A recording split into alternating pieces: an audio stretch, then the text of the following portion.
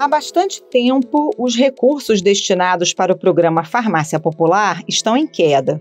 Nos últimos 5 anos, o orçamento do programa Farmácia Popular, que distribui medicamentos de graça ou com desconto para a população, teve um corte de mais de 20%. E com isso, quase 2 milhões de pessoas deixaram de ser atendidas nos últimos 4 anos.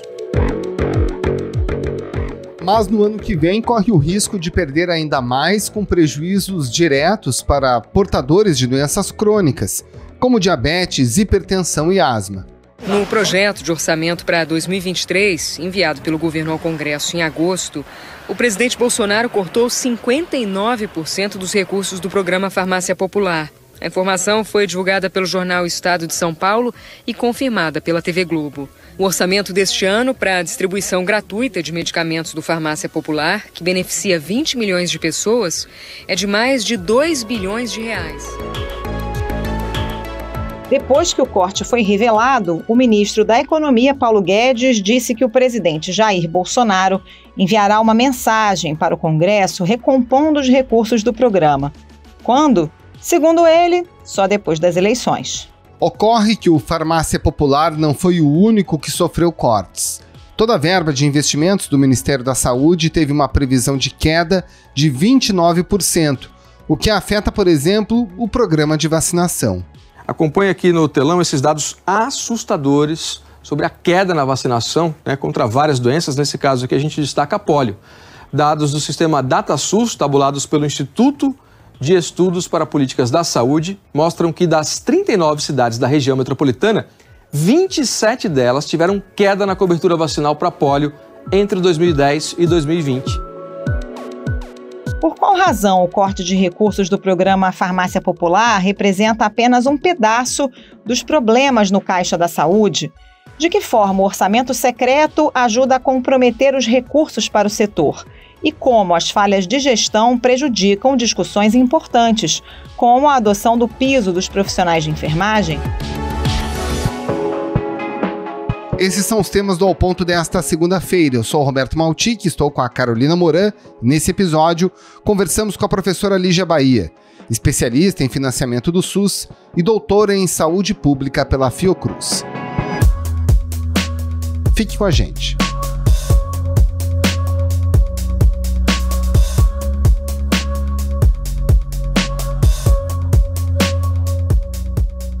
Professora Lígia Bahia, para sustentar o chamado orçamento secreto, que tem esse nome técnico bonito de emenda do relator, mas que é um mecanismo do Planalto para agradar a base aliada no Congresso, o governo cortou em 60% os recursos do Farmácia Popular no ano que vem, 2023. Tem como manter essa ação estratégica com corte desse tamanho? Não, claro que não, né? Olha, sinceramente, um corte assim muito radical num programa que, enfim, ele já é, de certo modo, acanhado, frente às necessidades, o gasto no Brasil público com medicamento, ele é bem pequeno se a gente for comparar com outros países.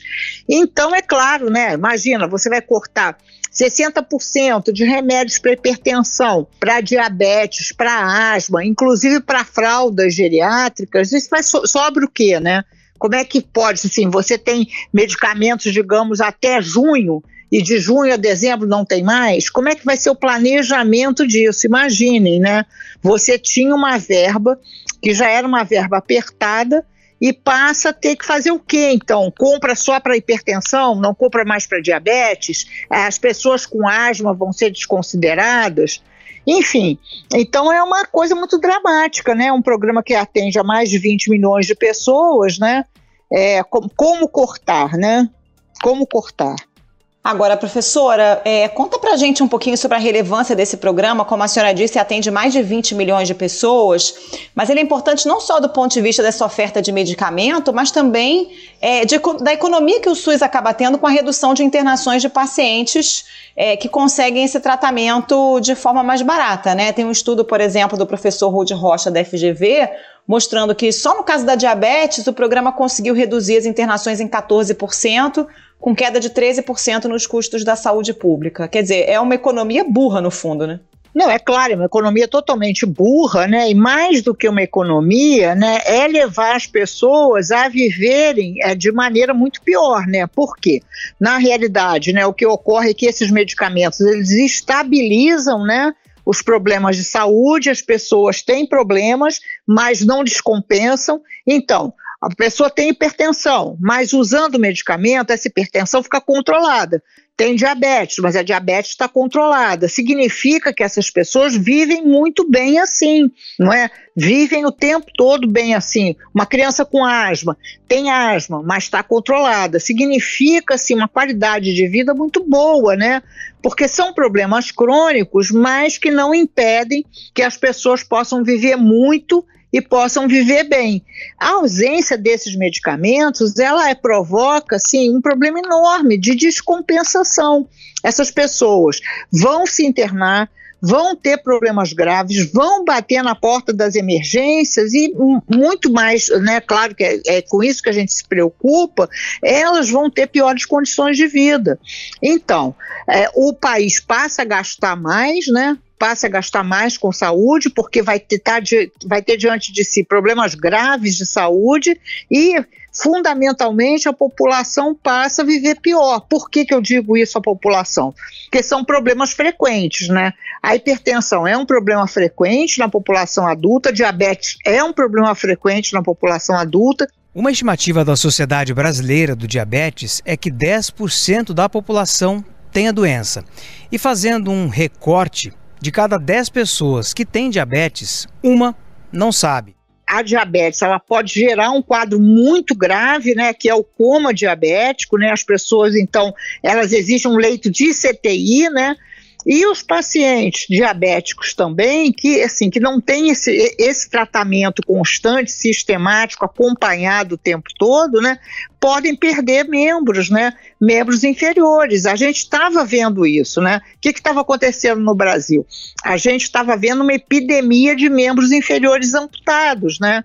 E a asma é um problema que muitas pessoas não sabem, mas tem alta letalidade. A asma tem alta letalidade. Então, esses medicamentos, que são medicamentos de baixo custo unitário, né, cada comprimidinho custa pouco, mas eles têm um impacto enorme na saúde da população. Então, é um corte assim, de uma burrice, assim, é alguma coisa, primeiro, de uma maldade, né?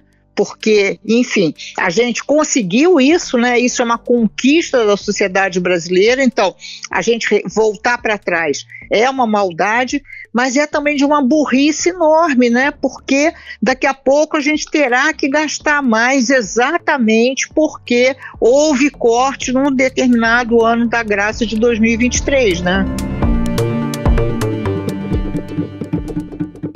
Doutora, agora falando do aspecto político de tudo isso, né?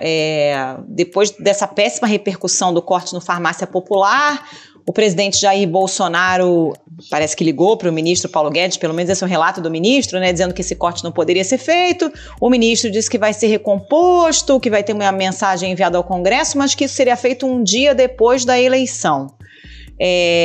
Qual é a mensagem que está implícita aí nessa afirmação? Essa recomposição dos recursos estaria atrelada ao resultado das urnas? É essa a leitura que a gente pode fazer? Eu entendi assim, né, porque eu acho que tem uma pressão, né, a mídia está fazendo muita pressão, ainda bem, né, muito obrigada, né, então essa notícia, ela se tornou, assim, um objeto, né, de preocupação da opinião pública, etc, e houve, então, essa reação, né, do presidente da República, dizendo que ele já consultou o posto Ipiranga. Entretanto, que a gente espera que tenha uma reversão agora, né, porque o presidente da Câmara, né, e do Senado teriam que se pronunciar também, não é? Afinal de contas, por que a gente precisa esperar o resultado da eleição para corrigir esse absurdo, né? Digamos assim, esse corte completamente insustentável, né? É óbvio que existem outros cortes também, né? A gente está falando do corte no Farmácia Popular, tem outros cortes. Então, assim, eu acho que há uma reação negativa, né, da sociedade brasileira em relação a isso, e eu espero, acho que nós esperamos, né, que haja também assim uma reação agora, né? A gente não precisa esperar o resultado da eleição para reverter isso, né? A gente precisa que haja assim um posicionamento dizendo não, isso não vai acontecer, né? Pois é, a senhora mencionou que isso faz parte de um bolo maior, né? E o bolo, no caso específico da farmácia popular, está nas verbas de investimento, né? Para o pessoal entender em casa. O Ministério da Saúde tem um orçamento multibilionário de mais de 160 bilhões de reais, sobre o qual a gente ainda vai falar nessa conversa. E aí dentro desse grupo tem as verbas discricionárias, chamadas verbas de investimento, que tiveram um corte de 22 para 23 da ordem de 29%, e aí se inclui esse problema do farmácia popular. Quais são as outras despesas, professora, que são estratégicas no campo do investimento? Lembrando, por exemplo, que todo o dinheiro de vacinação está nesse bolo, né? Todo o dinheiro de vacinação está nesse bolo. Isso é muito preocupante. Eu achei muito importante essa pergunta para a gente poder esclarecer. Todo o recurso de investimento está cortado, inclusive do investimento para vacinas, para o desenvolvimento de vacinas, para a produção de vacinas e testes. Então, olha só, não é possível que essa lição não tenha sido aprendida, né? A gente passou por uma pandemia de Covid com péssimo resultado, né? O Brasil teve péssimo resultado no enfrentamento da Covid. O governo federal não conseguiu cumprir até agora nem metade da meta de exames previstos para a Covid. Os testes que identificam se alguém está infectado estão chegando incompletos aos estados. E agora a gente de novo está completamente destituído de possibilidades de enfrentar uma nova emergência sanitária, que não é que vá acontecer uma nova emergência sanitária em 2023, esperamos que não ocorra, mas nós precisamos nos preparar, inclusive precisamos enfrentar o que já temos de problemas acumulados, que é a baixa cobertura vacinal esse ano.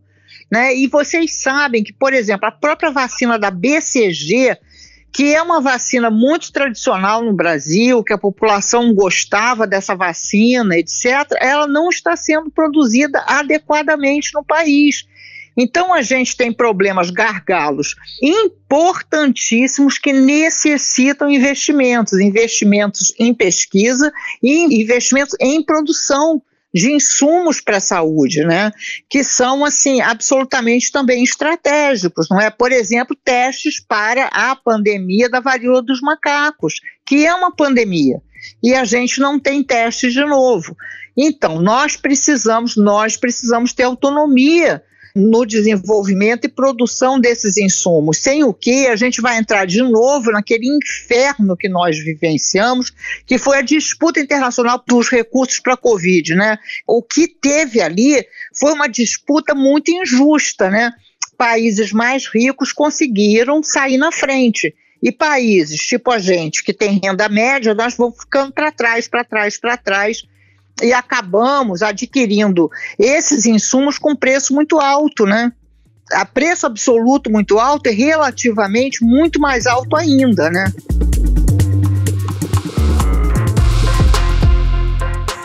Doutora, dá pra gente dizer que tem uma bomba relógio se armando aí na saúde? Porque de um lado tem esses cortes no Ministério da Saúde, não só no Farmácia Popular, mas em outros programas, no Mais Médicos, esse programa de vacinas.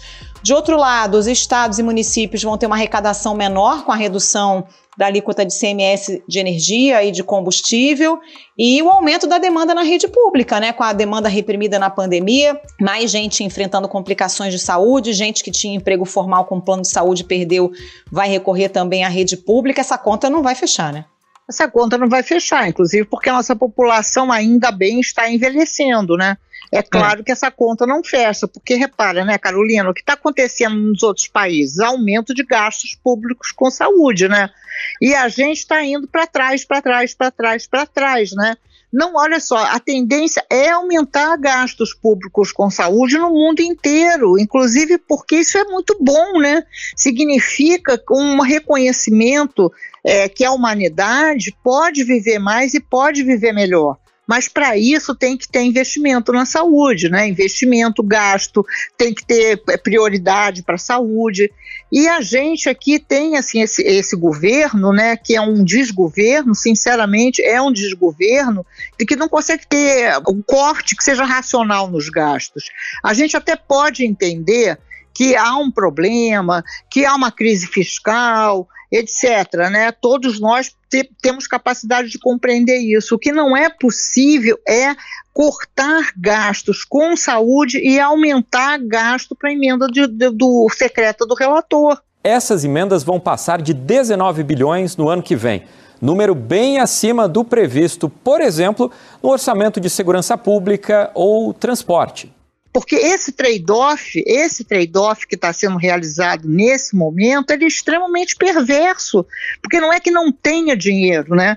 O que está se fazendo é tirar dinheiro, que é um dinheiro fundamental, né, para a saúde, para a educação, para a ciência e tecnologia, para a cultura, e desviando esse dinheiro para que esse dinheiro sirva para que algumas pessoas se elejam e outras não, né? Então, além de tudo, está se trocando saúde por não democracia, né, que é um custo muito alto para uma sociedade, né? É disso que se trata, né? Não é porque, olha, meu Deus, aconteceu que juntamos a pandemia com a guerra da Ucrânia e que é preciso fazer um sacrifício. Claro que sim, né? Claro que sim. Claro que todos nós entendemos que o mundo hoje vive um contexto difícil, não é? Mas exatamente porque o contexto é difícil que as prioridades têm que ser muito bem escolhidas, muito bem explicitadas, né?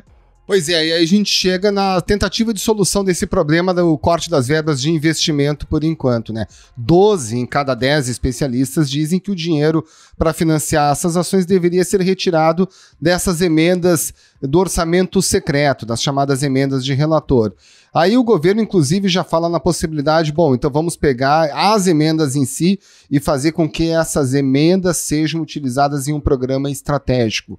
Na sua avaliação, que conhece tão bem o financiamento da saúde, usar a emenda parlamentar ainda mais com esse perfil de orçamento secreto para tocar um programa estratégico, estruturante, faz algum sentido? Isso é factível ou tem que realmente retirar dessa emenda do orçamento secreto e passar para dentro do orçamento do Ministério da Saúde?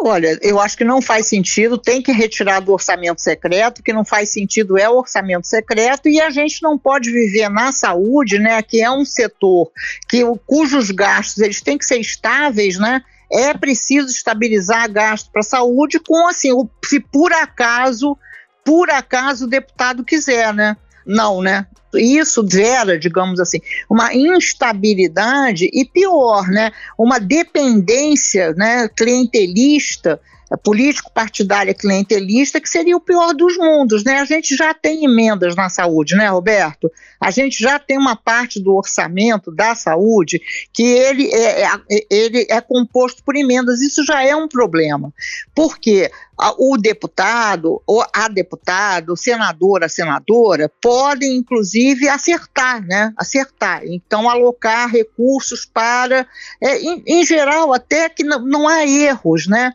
O problema é que não necessariamente será alocado esse recurso na prioridade máxima, né?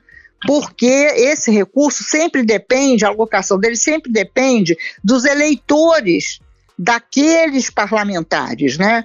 Então, fica uma mediação. Deixa eu dar um exemplo que eu acho que vou me expressar melhor. É como se fosse uma distribuição de trator, né?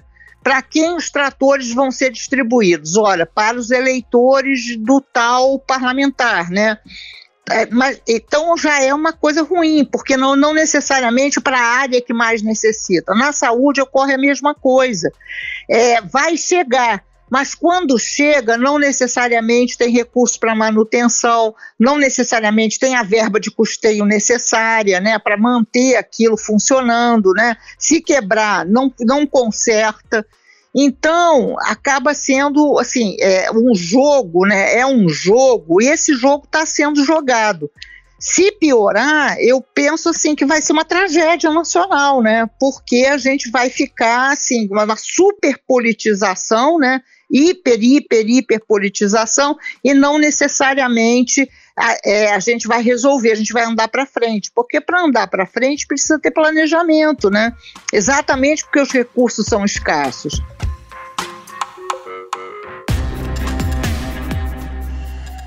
Doutor, e ainda falando de prioridades no gasto de saúde, a gente chega à discussão do piso da enfermagem, que foi aprovado pelo Congresso, agora já tem maioria no Supremo para suspender, e a discussão continua, porque estados e municípios dizem que não tem como arcar sozinhos com essa despesa, né? Até por todo esse cenário que a gente está dizendo de estrangulamento de recursos e aumento da demanda.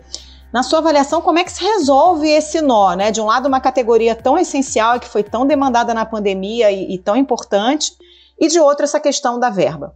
Olha, eu acho que esse nó é um nó, né? Eu gostei assim de como você conceituou, é um nó mesmo, né? Porque eu acho que ele tem muitas pontas, inclusive, né? Tem uma ponta que é a do serviço público, da rede pública, né? Estados e municípios, eles precisam pagar, então precisariam pagar o piso, né? Para os técnicos, para os enfermeiros, né? Para os auxiliares, enfim. Então, como fazer isso, né? A ideia é que seja mais ou menos igual a agente comunitário de saúde. A União repassa para estados e municípios complementarem o salário dos enfermeiros. Então, isso tem uma conta, né? Uma conta de mais ou menos 6 bilhões. Então, precisa aumentar recursos para a saúde, né? É preciso ter muita clareza em relação a isso. Quem for a favor tem que aumentar recursos para a saúde. A gente teve uma ampla maioria de parlamentares que votaram a favor do piso da enfermagem. Entretanto, esses mesmos parlamentares são a favor do orçamento secreto. Então, uma incoerência muito grande, né? Aí acho que é preciso cobrar, né? É preciso cobrar que esses parlamentares compreendam exatamente as consequências eles votaram a favor. E agora, como é que eles vão resolver isso, né? Precisa aumentar, então, o orçamento para a saúde, o orçamento público para a saúde. Agora, para resolver o problema das santas casas, né, dos hospitais que são privados e que compõem a rede SUS, e para resolver o problema dos hospitais privados que não atendem os pacientes do SUS, aí a história é mais longa, né? Os ministros do STF atenderam a um pedido da Confederação Nacional de Saúde, Hospitais e Estabelecimentos de Serviços e suspenderam a lei. Essa entidade diz que o piso da enfermagem é financeiramente insustentável e que as empresas podem ter que demitir em massa e reduzir a quantidade de leitos dos hospitais. Mas, de qualquer maneira, é preciso que se entenda, assim, que é muito justo, né? Nossa, como você disse, né? São profissionais, assim, valorosíssimos, né? E que demonstraram muito seu valor durante a pandemia da Covid. Não é possível que eles sejam tão mal remunerados, né? E que um país fique assim, feliz com isso, né? De um profissional tão importante ser mal remunerado. Mas a gente é preciso também falar isso com clareza, né? A solução para o pagamento está atrelada ao aumento de recursos para a saúde, né? Ao aumento de recursos públicos para a saúde. Não é esse orçamento que está sendo aprovado em 2023. Inclusive, o presidente Bolsonaro, que sancionou a lei, né, que foi aprovada pelo Congresso Nacional, ele foi a favor, o presidente Bolsonaro é a favor do piso da enfermagem, deveria ser também o presidente batalhando aí pelo aumento do orçamento da saúde, né? Pois é, o orçamento da saúde desse ano de 2022 é de 147,4 bilhões de reais. Para o ano que vem são 162 bilhões de reais, um pouco mais do que isso. Para quem vê de fora, naturalmente, é um orçamento astronômico. E aí a gente chega num tema, professora, que é o tema do roubo, né? Da corrupção, do desvio. Na sua avaliação, com tanto dinheiro envolvido, os sistemas de controle sobre os quais a gente fala exaustivamente dos escândalos que perpassam governos, anos, décadas e tudo mais, já foram aprimorados da maneira adequada, tanto para a fiscalização quanto para o controle, ou seja, para evitar que o dinheiro seja desviado depois? Olha, eu diria assim, que o Brasil avançou, né, no seu sistema de controle, né, assim, a gente brinca que existe um sistema U, a CGU, os tribunais de contas e etc, é muito bom que a gente tenha isso, né, a gente então, nossa, né, Não tínhamos isso e agora passamos a ter. Agora, repara o seguinte, né, só para a gente voltar um pouquinho, esse aumento ao qual você se referiu do orçamento da saúde, na realidade, ele é só o aumento da inflação, né? Então, a gente não tem um aumento real de orçamento da saúde, o que significa que a gente não tem recurso nesse orçamento previsto para pagar o piso da enfermagem. Só para a gente voltar para que isso fique claro, né?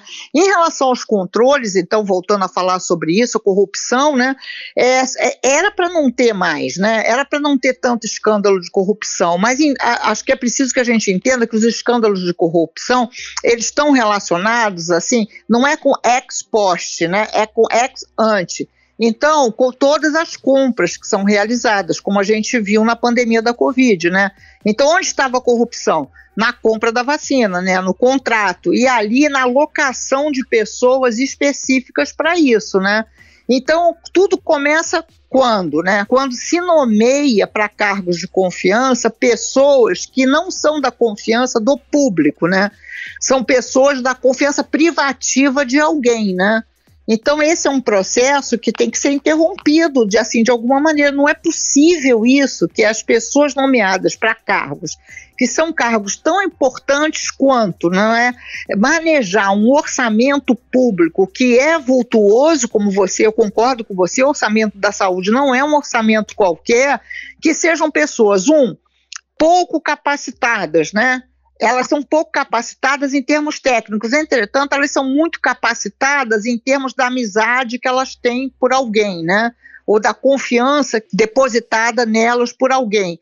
Então, assim, são pessoas com baixa densidade técnica, né? E alta amizade. Então, a sugestão é não só o controle, né, o controle, digamos assim, contábil, o controle que se faz ali, mas que a gente controle também quem está sendo nomeado, né? Nós temos que prestar mais atenção, impedir que isso ocorra, né? Porque quando isso ocorre na saúde, o leite já foi derramado, né? O estrago está feito. E a gente não pode deixar estragar, porque os recursos, eu vou repetir, os recursos são escassos, né?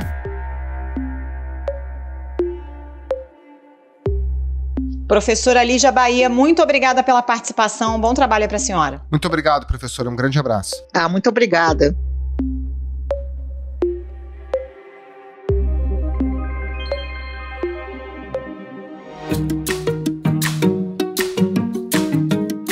Esse foi o Ponto de Hoje, o podcast diário da redação do Globo. Nessa conversa a gente conta com a participação de toda a equipe do jornal, as mesmas pessoas que levam até você informação e análise de qualidade todos os dias. Quer saber mais? Assine o Globo. Acesse assineoglobo.com.br e confira todas as notícias e reportagens especiais. Nesse episódio, além dos áudios da TV Globo, a gente utilizou áudios do G1 e da Jovem Pan News. A produção é da Raquel Pereira e a edição do João Guilherme Lacerda. Tchau. Até mais.